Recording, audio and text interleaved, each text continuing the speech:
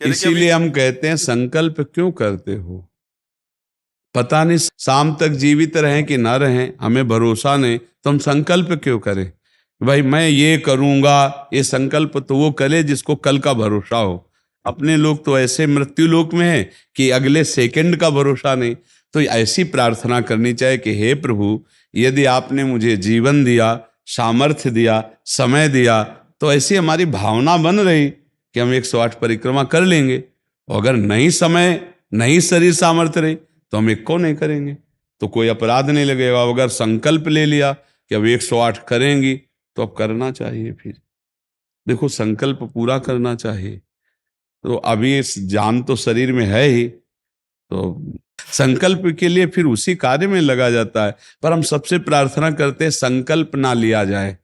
कभी कोई अगर नियम लेने की बात हो तो ये जरूर छूट दे दे कि हे प्रभु, यदि हमारा स्वास्थ्य ठीक रहा, हमारा जीवन रहा, तो हम आपके ऐसा कर लेंगे।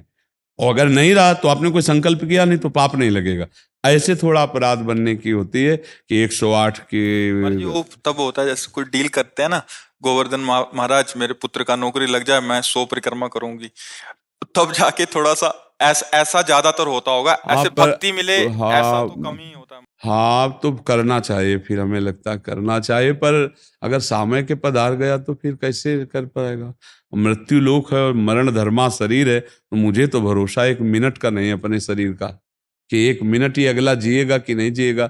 इसीलिए संकल्प विकल्प करने का अधिकार ही नहीं है। पता नहीं शाम तक जिएंगे क्यों भाई, पक्का है किसी को? अब पता नहीं शाम तक जिएंगे कि नहीं, तो हम क्या संकल्प करें?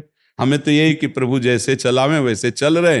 परिक्रमा करवा दिया, परिक्रमा करने बैठे बैठे राधा राधा जप रहे, मांग के खा लिया, भगवान के भरोसे बाबा जी। ऐसे गृहस्थी में अपने धर्म कर्म किए, जब समय मिला तो परिक्रमा कर गए। अच्छा, प्रार्थना करना स्वामी से कोई गलत बात नहीं कि हमारे बच्चे की नौकरी लग जाए, हमारा काम बन जाए, जरूर करो। भगवान से नहीं करोगे तो किससे करोगे? करना चाहिए। पर ये करके कि हमारी कामना पूर्ण कर दो, हम इतना करेंगे, फिर बंधन हो जाएगा। हम इतना क्यों करें, तुम्हारी परिक्रमा करेंगे हमारा काम पूर्ण? स्वार्थी हो क्या? हमारे पिता हो, हमारे स्वामी हो, हमारी जरूरत है, मांग रहे कि प्रभु हमें एक संतान दे दो, हम आपको कुछ करेंगे। ये हम में बस नहीं, हमारे पास तो जो कुछ दिया हुआ सब आपका है नाथ। स्वाभाविक 108 परिक्रमा लग जाए, कोई बात नहीं। संकल्प मत करो, मांग जरूर लो, तुम्हें मांगना है। और छूट दे दो कि प्रभु यदि उचित हो तो ऐसा करना, अगर उचित ना हो तो प्रभु लाख बार मांगो तो भी पूरा मत करना। ये भक्तों की मांगे होती हैं, ये सत्संगियों की मांगे होती है कि नाथ मेरी आवश्यकता तो है, पर अगर आपको उचित लगे तो आप दे देना, और अगर उचित ना लगे तो मेरे मांगने पर भी आप ना देना। ये जब ये बात बनी रहती है कि जितना नाम जप होना चाहिए उतना नहीं होता, उतना, ये बात तो हमारे में भी है। इतनी पीड़ा तो हमको भी बनी रहती है कि जितना होना चाहिए उतना नहीं होता। इतनी पीड़ा हम अपने गुरुदेव भगवान में भी देखी। एक दिन उन्होंने कहा क्या बताएं, जीवन निकल गया, छक के नाम जपने को नहीं हुआ, रात दिन मंत्र में नाम में लगे गए, रात दिन 10 वर्ष समीप रह के सेवा में रहे। तो देख, बोले क्या बताऊं, पूरी जिंदगी निकल गई, छक के नाम जपले को नहीं मिला। तो भगवत भजन करने वाले में भजन की इतनी भूख बढ़ जाती है कि रात दिन भजन करने पर भी उसको ऐसा अनुभव होता है कि जैसा होना चाहिए वैसा। यही अखंड भजन बनाता है, यही अखंड। पर इस अखंड भजन होते हुए भी रोना आएगा कि प्रभु मुझे भजन करने की रुचि दे दो। यही भजन, असली भजन का ही फल है। भजन करते हुए भजन की इतनी भूख होना कि भगवान से भजन ही मांगना कि प्रभु मुझे भजन करते। अभी वो भजन नहीं होता जैसा प्रेम से होना चाहिए। हर एक महात्मा को, हर एक भजनानंदी को अनुभव होगा। और ये अगर हुआ तो भजन अखंड होने लगेगा। क्योंकि हम जिसकी पीड़ा महसूस करते हैं उसको हम भूलना कैसे बर्दाश्त कर पाएंगे? तभी वो अखंड स्मृति कर पाता है। और जो संतुष्ट हो जाता है भजन में, वो भजनानंदी नहीं होता। जो भजन में असंतुष्ट और भोगों में संतुष्ट रहता है वही भजनानंदी कहा जाता है। अपनी बात कहते हैं, मुझे तो गुरुदेव ने संभाला, नहीं तो साधन भजन हो रहा था, पर वो अहंकार जनित था। जब गुरुदेव ने कृपा करी तो हमारे अहंकार को चकनाचूर हुआ। तब ये बात समझ में आई कि गुरु कृपा से मोक्ष मूलम गुरु कृपा। गुरुदेव भगवान साक्षात करुणामय प्रियालाल के स्वरूप हैं। वो जब कृपा करते हैं तो अहंकार नष्ट हो जाता है, और अहंकार नष्ट होते ही दैन्यता आ जाती है। और प्रियालाल को दैन्यता बहुत प्रिय है, और वो दैन्यता कृपा से ही आएगी। और गुरु के चरणों में आसक्त रहो। देखो, हम आपको गुरु महिमा की एक बात बता दें। जब हम कोरा कागज होकर गुरुदेव के चरणों में समर्पित होते हैं, तभी हमारी हृदय में लिखा पढ़ी सही होती है। हम लोग क्या होते हैं, पूरा कागज रंगे हुए पहुंचते हैं और अपनी बुद्धि लड़ाते हैं गुरुजनों पर, इसीलिए हमारा काम बन नहीं पाता। यदि हम बच्चा बन के गुरु के चरणों में जाएं, जैसा बोले वो और वैसा करने लगे, तो गुरु को भी पता नहीं चलेगा। ऐसे शिष्य की उन्नति हो जाएगी अध्यात्म की, क्योंकि उसने उनको भगवान माना है।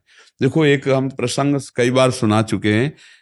एक उड़िया बाबा ने सुनाया था प्रसंग कि एक बंगाल के भगत के मन में आया कि मैं गुरु बनाऊं। तो एक प्रसिद्ध थे काली के उपासक, उनके पास गए, और वो मदिरा पीते थे, वो जानते नहीं थे। वो मदिरा पिए हुए बैठे हुए थे। उन्होंने कहा, गुरुदेव, मैं आपको गुरु रूप से वरण करता हूं, मुझे मंत्र दे दो। तो शराब के नशे में लड़खड़ाते हुए मंत्र बोले, तो अशुद्ध मंत्र और अशुद्ध अवस्था, पर वो सीधा सरल भक्त भगवान मान के गुरु की छवि लेके पूजा में रख के और मंत्रानुष्ठान, अशुद्ध मंत्र। 1 साल ही हुआ कि मां भद्रकाली प्रकट हो गई, काली, और उनका बेटा, तेरा गुरु ढोंगी है। तो उन्होंने कहा, मां, पहली बात तो आप गुरु को ऐसा ना बोले, गुरु हमारे परब्रह्म है, आप ऐसा ना बोले। बोले, बेटा तू बहुत सरल है, जानता नहीं, वो शराब पीता है, और जो मंत्र दिया ना वो अशुद्ध है। मां ने कहा।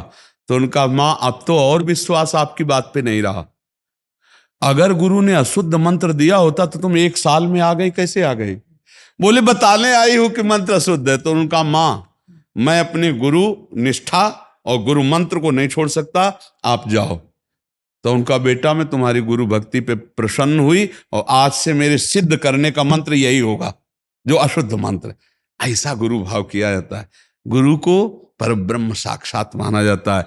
परब्रह्म में दोष दर्शन नहीं होते, दोष हमारी बुद्धि का है। अगर बुद्धि का दोष निकाल दे तो देखो, मत्ता परतरम नान्यत किंचिदस्ति धनंजय, भगवान कह रहे मेरे सिवा कोई और है नहीं। फिर हम गुरु को दोष दर्शन में देखें, कहीं ना कहीं हमसे त्रुटि हो रही। हमें घोर पापी में भी भगवान देखना है, तो गुरु में भगवान देखने में क्या बात है? विचार करके देखिए। जब हम गुरु में भगवान देखते हैं तो अपना समर्पण करते हैं, और जब वो हमारे साथ उल्टा व्यवहार करते हैं और हम सह जाते हैं तो हमारा अहंकार नष्ट हो जाता है। वहीं वहीं रहकर उसको चोट पहुंचने दो अहंकार को, और अहंकार जब मिटिया मिट हो गया, तब कृपा उदय हुई, तब समझ में आया को हो साक्षात परब्रह्म गुरुदेव हैं। गुरुर् ब्रह्मा गुरुर् विष्णु गुरुर्देव महेश्वरा, गुरु साक्षात परब्रह्म तस्मै श्री गुरु। गुरु में भगवान बुद्धि करना बहुत कठिन बात है, सबसे कठिन बात विश्व में, समझ लो। गुरु में परब्रह्म बुद्धि करना, और गुरु में परब्रह्म बुद्धि नहीं तो कुछ भी कर ले, अहंकार नष्ट नहीं होगा। यह खुली बात कह रहे। गुरु ही एक वो खिलाड़ी हैं जो हमारे अहंकार को मिटिया मेट कर दे सकते हैं, दूसरा नहीं, दूसरा नहीं। इसीलिए ध्यान मूलम गुरु मूर्ति, पूजा मूलम गुरु पदम, मंत्र मूलम गुरु वाक्यम, मोक्ष मूलम। गुरु का चरणामृत पियो, गुरु की चरण रज लगाओ, और गुरु के आगे एक तुच्छ सेवक की तरह रहो, अभी दैन्यता आ जाएगी। अगर गुरु में दोष दर्शन होने लगे तो हट जाना चाहिए, और दूर से उनको परब्रह्म मान के बिना निंदा किए उनके द्वारा बताई हुई उपासना में रत हो जाए तो उसका परम कल्याण हो जाएगा। दूसरा गुरु बनाने की जरूरत नहीं है। परमात्मा प्राप्ति के लिए गुरु कृपा ही। हम तो आपको हाथ उठा के कहते हैं कि गुरुदेव की कृपा के बिना एक कदम नहीं चल सकते, एक कदम भी नहीं चल सकते। हम जैसे भूमि में ही कदम रख सकते हैं, ऐसे हम जीवित हैं, परमार्थ में चल रहे हैं तो केवल अपने गुरुदेव की कृपा से चल रहे हैं, किंचन मात्र कुछ नहीं। केवल वो ऐसे पकड़े हुए हैं तो हम चल रहे हैं, अगर वो ऐसे छोड़ दें तो धम्म से गिर जाए। गुरु कृपा ही केवल, हम गुरु कृपा है। वो दैन्यता गुरु कृपा से आती। महाराज जी, धन्य भाग है आपकी कि आप दैन्यता चाहते हैं। हाँ, परम कृपा है वैष्णव आचार्यों की। बस चुपचाप चलते रहिए, किसी की निंदा मत करना और किसी के दोष दर्शन मत करना, बस इसी से दैन्यता आ जाएगी। और दैन्यता में रोना आता है, जैसे अब आपका दैन्यता में रोना आता है कि मुझ जैसे अधम पर इतनी कृपा श्री कृष्ण की, महाप्रभु की।